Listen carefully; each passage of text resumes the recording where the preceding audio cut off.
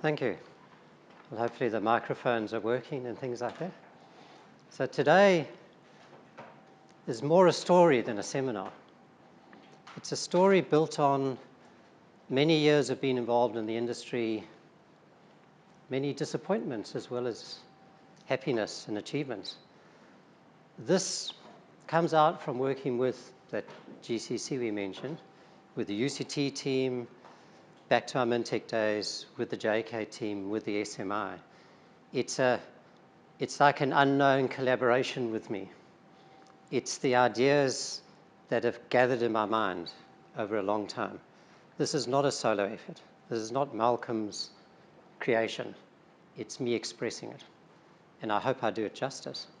And I hope to bring people on the journey that we're going to express, I'll express today. So I also couldn't do it without the extremely capable input of Jane and my long-term partner in crime, Grant, who's managed to make it here, thank you, who put a huge amount of work into changing my idea into something that I can make into a real story. And I think there was 3 months' work to create it into that, and there's actually real simulations behind this, not just the story. So integrated process prediction, I guess, should be the dream of what we want. We want to link the rock to the final process, the rock to the final products, most of which we call waste.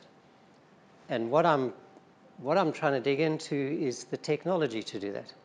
What do we seem to be missing as an industry that we require in that? But let's drop to the motivation. Why would we go to the effort of doing this? And hopefully it'll move on from the white screen shortly. So I employed the skills of a hitherto unknown but soon to be famous cartoonist in Australia to do this for me. And we might have an ore body with some bunch of ore in it, some deleterious elements. We dig a road through the process.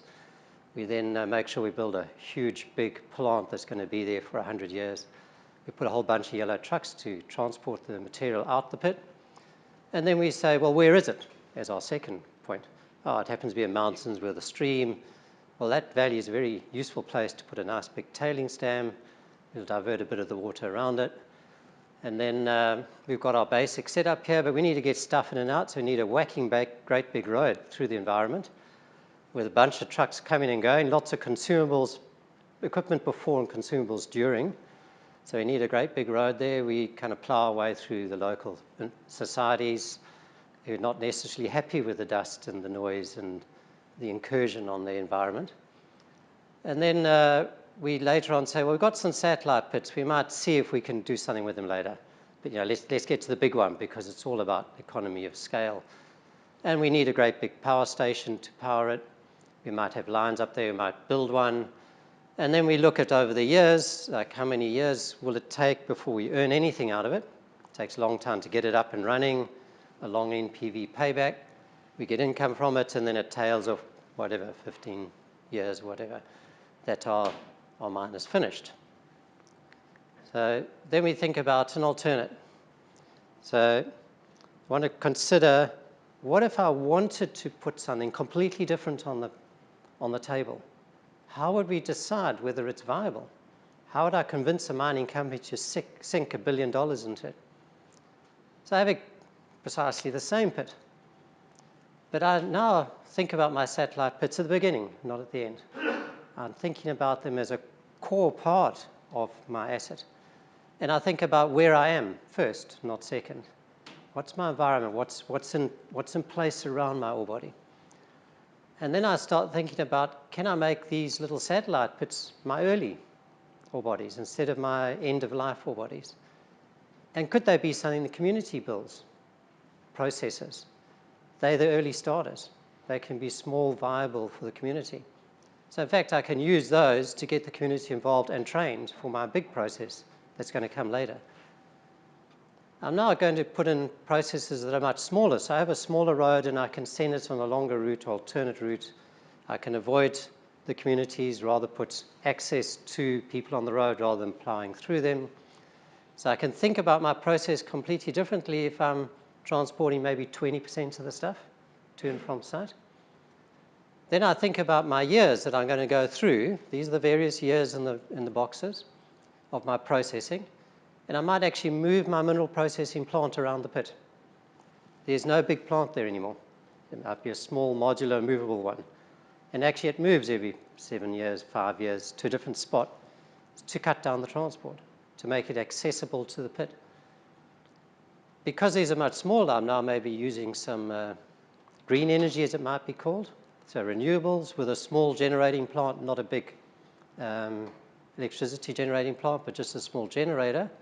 Energy is less than 20% of standard, which is viable. My ramp-up's much sooner. There's a small ramp-up really early on, which is community mining. Then it ramps up a bit more. Then I have the full mine.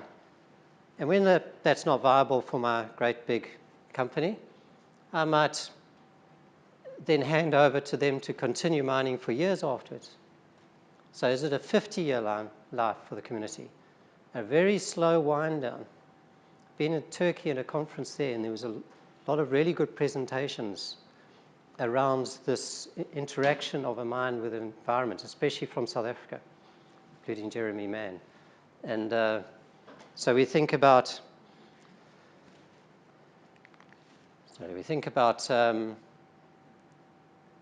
trying to get the image up again. So we think about where our mine fits in, not just that we can make money out of it, but how do we fit it in the community and link from business as usual? How do we connect it to the alternate scenario? What's the key to unlock that alternate scenario? Because if I present that, a mining company is going to say, it sounds very nice, Malcolm, but we have no idea whether we're going to make money out of it. How do we link these new processes you're talking about? How do you predict what they're going to do? And that's when we come to the technology. So what's the technology to move towards that aspiration? So where does it all start from? Well, it starts with core knowledge, I guess is a good phrase to use. You need to know what's in the ground. It's all about the rock. You need to understand what the rock is. And an inspiration moment, maybe 4 or 5 years ago, was actually the properties of the rock don't change. So the rock, you just make it smaller into smaller bits. So in fact, you've got the properties you need in situ. You don't need to reinvent your tests all the way down the process line. We have different tests all the way down the process line at the moment that are equipment specific, which intrinsically means I can't use them to predict the performance of a novel piece of equipment. You're flawed before you start. And this is a barrier to implementing a change in process, a change in technology. So if I can take those and look at their primary properties, I'm now in a position, potentially, to predict all the way down the process chain. So that's what my basis is, just start with the rock. And when I understand the rock, these scenarios, which I'll come back to at the end of the presentation, can I predict what the outcome will be, not just in recovery, but in the total process and total impact and varying the process. So I want to link the rock property to the process to the risks. And there's an excellent set of work done around the risks from Rick's group, and that's what we used as the link. Let's understand how our process links to technology, our rock links to technology, and links to the risks that are preventing the mines being utilized, our resources being utilized. So we want to start by exploring what's out there, understanding what's in the rock, using smart geologists like Alice to describe and quantify what's in the rock. Then we want to look at plant design. Do we have a simple plant design? Do we end up with planning plant expansions when we start the plant, rather than after thinking, how am I going to fit 3 more mills in here and another crusher? And they get quite complex, the expansions. And I'm seeing more and more really complex, difficult to operate expansions. Can we plan those in the beginning? And then we can think about our blast design, which has significant impact on your downstream processing. It interacts with it. It's not just a feed forward, and how we control our blast outputs. And then do we just dig it up and drive it out the pit? Do we do in-pit crush and convey. That's rock dependent, whether we can do that, and blast dependent, the process we use. Can we use ore sorting at a faster rate than a professor with a gloved hand picking up rocks? And do we do better at the handover? It's currently mine handing over to mill at a gyratory crusher with a nice big rock stuck in it. So can we get around those processes? How do those processes affect the entire process? And then we go on to classification and comminution. So the comminution, do we go for the big mills like we are now? They just get slightly longer. We're at 24.5 megawatts now. Do we go for something more novel like an HPGR that's taken 20 years to come in, and Mike, who's here, spent many years studying those. They have their pluses and minuses as well. Can we use them really differently instead of swap a mill or a crusher and put an HPGR in, or something else novel? And classification, which determines whether we've done enough comminution work, the energy intensive process, to hand over something usable for recovery. Screens are great, but they have limited area. Excessive area for limited throughput. Cyclones, fantastic throughput, inefficient. Can we move beyond them? What's the influence if I switch between them or put in a novel classification system? So what if LAD does some great work, we have a completely new classification system? How am I going to predict its influence all the way down the stream? We need to know what it's receiving. We need to know what's in the particles coming to it. And then I want to separate it. And this is where I critically need to know what's in the particles, the distribution, the properties in the particles. Can I go physical separation mode? Is it staged with a physical and then a chemical? Back to my standard large flotation cells, which seem to be getting larger and larger. And what's my influence going to be on water? So can I plan in, before I dig any rock out the ground, what each process will do to water recovery, to water usage? And what will I leave as a legacy? Will I be able to dry stack? Will I try and filter it at more expense than comminution, energy expense, the current filtering processes, which doesn't necessarily seem sensible. Where's my energy going to come from? How am I going to move it to a final product? It's going to produce steel. What's the final product going to be? Moving more towards the life cycle. So that's the product stream. The other stream, which is usually 99% of it, is my waste. What is my waste going to look like? Is it going to be a terrible landscape like this? Is it going to be greened out?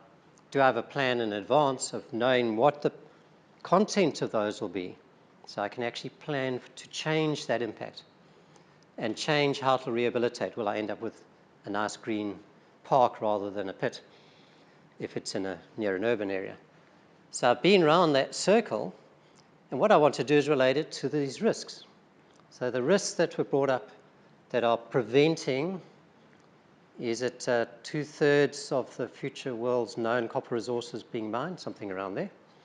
And they're not just about grade. So grade is definitely part of it, because if you've got low grade, you can't make money out of it. So that's definitely a driver. Can we address the problem that it's low grade and expensive to process? And your resources, the impact on water, the requirement for energy, big pushback. Sweden's trying to go fossil fuel free by 2030 or something. ITEC mine I was at is looking at how do they change the entire mine to not using any fossil fuel at all, on the assumption that they can receive unlimited amounts of energy over an electrical line. And the tailings, which has really raised its ugly head in our industry, and I was quite shocked to find out how many tailings dam failures there have been. So more than 50 in 10 years. I had no idea. They're too small to hit the news. We just hear the really catastrophic ones. So this is an endemic in the industry. So are we ever going to get a license to put in tailings dams today? And should we get a license to put them in? So how do we address that? Can we look at our rock and decide we can change the process to change that profile? And the variability strikes us as a complexity of processing, or you have to upgrade as you go because your ore is too disseminated. And then permitting can take, 7, 10, 20 years. How do we address the permitting? Are we able to, early in the game, be aligned with what's required in permitting? and which links to the legal side. So what are the community, what are local aspirations, what are the requirements to be in the environment, to put in roads, to dispose material. And then naturally linking with the community, do we have the big no, or do we have a coexisting society like Mount Isa? A kind of symbiotic relationship there. And these artisanal and small-scale miners, instead of taking their livelihood away, can we make them part of the mining process, an integral part, but not mining like that? How do we address that, keeping their livelihood, but not destroying their lives, as I see there? And of course, acid mine drainage, which we're pretty good as an industry, but something you can never escape from the problem. And can we go back to biodiversity, not a monoculture, even if we rehabilitate? Do we go back to where we were? Or do we go to something better, which has been raising its head? Well, why go back to what we had if we can actually enhance it? And then the infrastructure. A lot of the new ore bodies are in remote areas, third world countries. Do they have the infrastructure of the power, the roads? It's a big barrier to implementing these huge mine sites. So that takes us around the drivers that we need to maybe influence, that we need to accommodate to be able to utilize our resources. I very much see it as a utilization of resources for society. Otherwise, what's the purpose? And now we're going to look at the technology. And it comes back to what I've called primary rock properties. And it's come out of a geological definition, actually. And if you can understand what is in situ in the rock, it's not about it's a response to a given test somewhere down the process line. What you want to do is carry the primary property and predict responses all the way down the processing line, not measure response at that particular point. Because if you do that, you have no way of escaping your current process. So you want to predict. So can we map into the ore body? Simple geological map here. Maybe Rick would say it's not simple to get there, but it looks simple on the screen. This is some great work that Barry Shieldrum did, which was exploring this. So I was exploring it. It was a porphyry copper. We are continuing the work, as we know, so there's potentially some great stuff to come out of this. But it's, can we look at a primary property which was strength, force to fracture, or energy to fracture, versus the alteration. This was replaced in plagioclase. And it's got a pretty good linear relationship, and that's about 70% of that ore body. So that's a strength of the particle is a primary property. It is in fact the same strength that Sham would use in his blast design. You're measuring it slightly differently, but actually you can calculate the one from the other. So it's coming back to, well, we actually want to know the strength, don't we? And then we'll figure out how it responds in a SAG mill, ball mill, crusher, blast, etc. Naturally, with structural process and blast, you need to know the structure in the rock, not just the strength of a little one. But this is the primary rock property of the strength here. We can measure it by doing careful measurements like this, and hopefully much faster ones, which has driven me to work on a device that's sitting down in the labs to do this really fast. And you can get a strength distribution, not just an average number, and see how that distribution goes through the process and how that blending of distributions will go through the process. If you understand a strength distribution and can use it, you can deal with blends, which are pretty poor at the moment. When you take that, I've got a strength. I now need to carry it through the process. What I see is particularly weak in our industry is we have a rock strength, we have a floatability, we have a recovery, we have some indicators about tailings, remediation, but we're not actually carrying the heart of the problem with us, which is the mineral association. Mineral processing is all about mineral association, and I do not see a model out there that actually does this. So we do not model the process by the heart of the problem, which is the mineral association in situ, which we then want to separate out so we can recover the valuables.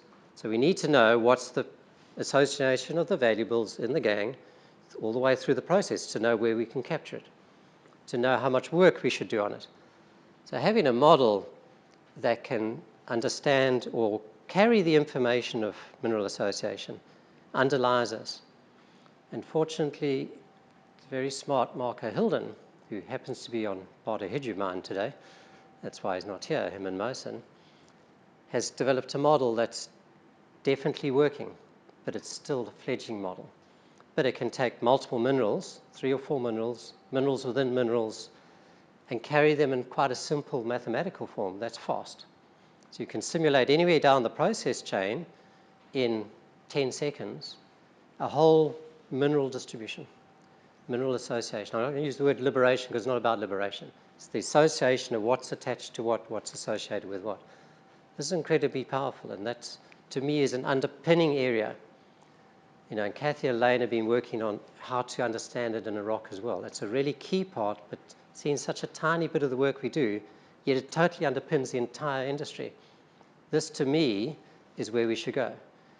If we have this, what can we do with it?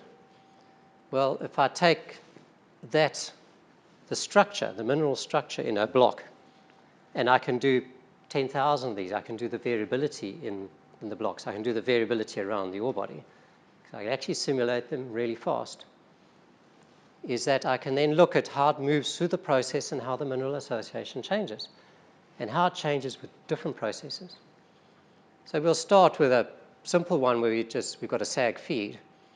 So here we've got a few minerals, and we've got whether they're liberated all the way up to binaries, tertiary, highly complex, and we've got our non-sulfide gangue, pyrite, etc. So in the feed, they're pretty well associated. That's why we're putting it through the SAG mill. We then go the SAG products, and quite a lot of them are liberated now, but many are still associated with each other. And then we get down to the cyclone overflow, and we have considerable liberation and some association. This is entirely from Marco's model. Those are predictions from his model as he goes down the process stream. Now, we've applied it to conventional, but that could apply to any new super jumping, wiggling comminution device. It's not locked into a given process. If we take an advanced miner mill with all our measurements and things, can we now look at how that changes the process? It'd be really nice if the predictor stayed on. Unless I pressed the wrong button.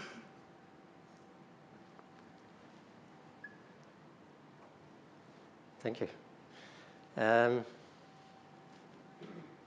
So I go through the mine to mill process, and I look at what I can do all the way down the process line. So I go to ore sorting. What's the minerals I'm going to have, and how they're going to vary over time? How effective will my sorter be?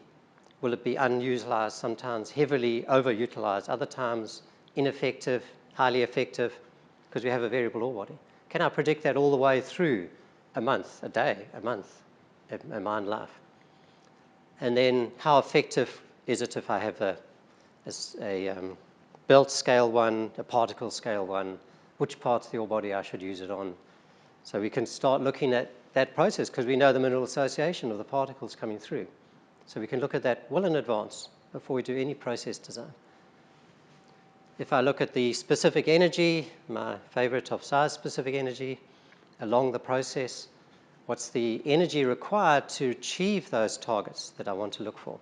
Can I map that? Can I see where I'd be relative to the world and the current processes if I use a nice map like this of the energy intensity across the entire industry? Where will I sit? And will I push my material into the recovery regime? So I talk about a recovery regime by size. What's the window I want to be in? That window will move depending on the upstream process, of course, but it's all about the mineral association. So if I'm understanding where the minerals are and the particles coming down, I can understand where my window is going to be for different recovery processes. So each recovery process will have a different window for the same mineral. Am I producing a whole lot of fines, wasting energy, which is our standard practice, with some stuff that's too coarse? So we move the whole distribution finer to try and recover the top shoulder. Can I make it steeper and keep it close in the window, or can I optimize it and move it so that it's all to the right-hand side of the window? Massive difference in energy consumption. and in fines production, and the fines affect water recovery and tailings. So if I change the process to still be in the recovery window, I can change the entire impact on the environment massively, not by 1%, but by 50, 70%. That would be my target. But I still need to recover the minerals, which is not much of a going concern, is it? So now I look at, if I change my classifier, and this is work done here at the JK with Juan Ko and Kim and Grant, I have the mineral and the ore distribution at the end of the classifier and the solid lines, and the dotted lines are where the minerals are. There's a big difference in mineral size distribution versus ore coming out the product for a cyclone, and not that much for a screen because they classify differently. How does that affect your recovery curve? Is it the same? We doubt it. So you actually need to then interact with what it does to your recovery curve. The mineral association is different coming out those two processes. And if you go for a non-mechanical, so this is work Frank did with one of our students on looking at, with the cell frag from mechanical versus cell frag, had quite a different grade recovery curve. And how do we get that into our process? We're not particularly good at that at this stage. But if you understand how that affects the fragmentation of the rock, you can, again, understand what the rock appearance is afterwards. And then you can look at, well, how is it likely to attach to a bubble if you go in flotation? And you can look at, for mechanical or non-mechanical, as I move the particle size finer, so this is a theoretical calculation based on mineral association. As I go finer, for a given mass recovery, say 40%, what's my metal recovery limit? So this is the ideal limit. Doesn't mean I'm going to achieve it. And the sooner I start it, the lower my metal recovery. The later I do it, the higher the metal recovery. So if I start in-pit sorting versus at flotation, have completely different profiles of recovery, but really different impact on process size, energy use, cost. And can I understand that through the process? Can I understand doing this 4 times rather than once? So that's staged upgrade. So I take just a tiny bit out to start with and get a really high metal recovery, and then a bit more and a bit more. Can I understand that process? We're not good at modeling at the moment. But to understand the impact, the value of it, you need to understand what are the minerals that are left, what's the association of minerals left after I've done a first upgrade, and how's that going to vary as the ore body varies. And I spoke about the water a bit earlier on. We know that water is basically associated with the ultrafines, -10, -20 micron. I couldn't find published data on this. I hope it's out there somewhere. But we've got a -74 micron, which is a bit crude. But we know for sure that the finer the product, so the more fines you have, the greater the moisture it retains. It's the surface energy problem. So if we can dramatically reduce the amount of ultrafines we're producing that we don't necessarily need to get our mineral recovery, unless you're in platinum potentially, Neville? So one place you might for part of your ore body. And generally you don't. You've got a porphyry copper, coarse gold. You don't need the -10 micron at all to recover the material. If we don't produce it, we don't have to filter it and dry it. And there's a huge impact if we change the process on the impact it has downstream. And then can we look around the whole life cycle, like Glenn Corder's doing, Marston's getting involved in the whole life cycle of where we fit in that life cycle and how we affect it. We are having industry coming to us as the end user drives the process, our process. So we've got a product, but what about the rest? If we can look way ahead into the future, know what, dependent on the process route we use, what is our waste? What are our tailings going to be? What is our waste stockpile going to have in it? What will the association be in the waste, not just the product? Because that determines whether you're going to get acid mine drainage. You can even look at size distributions for stability. So that's would be an idea of understanding what the minerals are left in our waste stockpile. And then how that will affect rehabilitation, going through evolving a new environment after we've moved on. So that takes us around the circle technically. So what I'm trying to inspire there is the understanding that technically if I can put my finger on what those processes will do, I can change the outcome of the process. Not a little bit, but dramatically. So if I look at a mine site, and I've got the mine, I'm going to do a designer stage upgrade, I'm going to look at different types of recovery. Jane did a full simulation of this. So it's called a quasi-simulation. It's a high-level, simplified numbers underneath to illustrate it. So it's not just a picture. You actually did months of simulations behind this to look at the viability or the impact you might have if we could do what I've just illustrated, which we can't yet. We can partially do, but not fully. So we can start at the mine. We can then look at our designed upgrade where we do gang rejection, get rid of a whole lot of gang early on. And then we change our entire waste profile. We change where the waste goes to, how soon it gets pulled out the process. We then say we're processing less material, so going to use less energy. But of course, the earlier we pull out from that earlier graph I showed, the more value is sitting in the waste pile instead of in the value pile. So we've got a compromise there. And if we don't understand the variability coming through, we could be quite eagerly throwing away grade when we think it's waste. And it happens all the time right now anyway, but we could actually make it worse by implementing these. We need to have that in our understanding of the process. And then we look down, we can affect the tailings. If we're doing less fine grinding, significant impact on the tailings, the need for tailings dams. And if we don't have the fine material, our water recovery goes up, even if we have the identical flotation process. We could be floating less material, so there's less water in the process, or we could be floating coarse material, so our water recovery is enhanced. Either way, we can dramatically reduce our requirement for fresh water. So now in our study, we used a few indicators. There can be more. We just put 6 in here. The highlight things one might look at in assessing these different options we're going to try. So is it head grade and life, or life of the mine? So we can improve the head grade coming to the process, but it impacts life. And we've put them in one box. So do we get enhanced head grade, or do we go so far that we slash the lifetime of the mine? And therefore our effective use of the resource, which is a community asset as I see it. And then the comminution energy, pretty straightforward. Recovery, how much do we get out of what we put in? Our tailings, are we going to produce bigger or smaller tailings requirements? How much water we'll use? And without the profit, we don't even start the process. So we have to look after the profit. We can't ignore that. No mining company is going to go into business to not make a profit. Although sometimes it looks like that. But anyway, at the moment we'll say they don't wish to. So we link those to these risks. The objective is to then map it back onto the risks of any given ore body. What are the risks that preventing that one being developed? And is it going to be developed for the good of the entire society there? And now we could potentially link maybe a shorter life that makes money quickly for a big company is a bad deal for the country. They don't want that. They want that one that is developed for longer. Or maybe it is a good deal. You're in, you mine what you can, you move out, there's less impact. It depends on the environment. So we could look at all of these risks and the influence that our predictions have on those risks.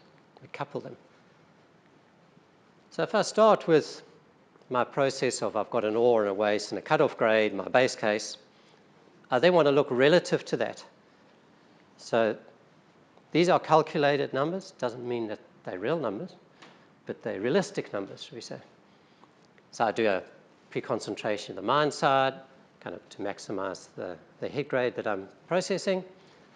And so the head grade goes up, the power goes down because I'm processing less.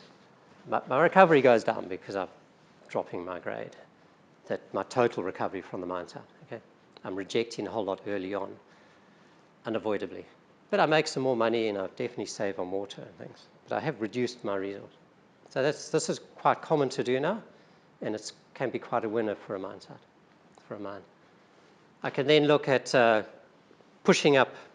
upgrading my feed and pushing up my throughput, and my life plummets because I really just push away anything that's not favorable to process today, and I dump it to the side. So my power goes down, my recovery might be better because my grade going to the plant's a bit higher, so that recovery at the plant's better. I make some more money now, but I really have slashed the life of mine. And then I've got a staged upgrade, and we can now change our cutoff grade. So we upgrade the feed a bit further, and we can keep that upgraded feed or move it to a bigger block of our mine site. So we're changing where we do the work, where we do influence the process. And each of these have a different impact. Some reduce the life, some increase it, some are neutral, some make more money, some don't. So what we want to do is run this and maybe 30 more scenarios. But this we just did one direction. What you would want to do is loop that back around the circuit, back to the mine plan, the way you blast, the way you mine. So you want to be able to loop around. So actually to do this effectively, you need to do it iteratively, of course. And that would be the process. That's why it's in that wonderful circle that we've got. So maybe this one looks the best because I get a better overall use of my ore body. I use half the energy, half the water. I drop my tailings requirement by 40%. I make 20%, 28% more profit. They should be saying, woo-ha, I want to go there. But that process we haven't built yet. So how do we certify it'll actually do that? And that, to me, is the bit we're missing. That's the bit I'm campaigning for. Not like the other guys out there doing other campaigning. I'm campaigning for that. Actually, that's where we put our effort. It's into the basis of being able to predict these influences. And then we can look around the risks and map them. We've only done it for a few. How did it map onto these various risks? If you present that mapping of the risk back to the nation, back to the community, back to the state, isn't that the way you're going to move these complex ore bodies, these ones that are not available to being utilized, and actually find out whether they are utilizable or whether we shouldn't be at this stage until we have better technology. I might just point, until we can fix this bit in the process to make it more effective, we shouldn't exploit it, because then we're just exploiting it. When we can fix that, we're utilizing it. I deliberately don't use exploit, by the way, because then I'm just exploiting it. If I have the right technology, then there's the time to utilize it. And it can drive technology development, because you can put a what-if scenario into this modeling. So I can go, but what if I could make that process use 20% of the energy? What's it going to do? You put it in, you look at the effect all the way down the process chain and say, this is amazing. Everyone says, yeah, if you could do that, it's amazing. I say, great. What I need is $20 million, and I'll go and invent it. Great deal. I mean, a single company might go for that, because they've put billions into the place already. Say, well, if you can solve that, I'm with you. Couldn't we do that? We could get a single company to pay for a piece of technology if you can totally demonstrate the value to the process. So that kind of brings me to the conclusion. Part of it is, hopefully it's a process we can drive forward. It's a process people will be interested in. I'm more a spokesman than, I don't own it. I'm not just a spokesman. It's here to be debated to see if you think there's value in what we've put together here. This is a long thought process, not I woke up one morning and got inspired. I woke up 183 mornings and got inspired with my colleagues to put this concept together, that we can look, it all comes back to what's in that rock, what's the mineral association, underlies all of this. It's the technology to empower us all the way through the chain. Because I see our social environment colleagues, they tend to see, and society very much, we're just a fixed process. You dig a hole, you put it through a whacking great big mill, you produce X amount of tailings and X amount of waste pile, done. Now, how are we going to deal with that? And I disagree with that. I think that's totally wrong. With this process approach, we could look at totally changing how a local community, a society interacts with an ore body. How a mining company makes a really good deal out of the middle set of it, the big profitable bit, but you can make it into a community asset in the long term. And so you don't have a mine that goes and just stops, ka-chink, and then you get your community and environmental disaster. So instead of closing a mine, you wind it down really gradually and it has the assets and the people around to keep running it. That's just one dream of mine. It can be completely different scenarios.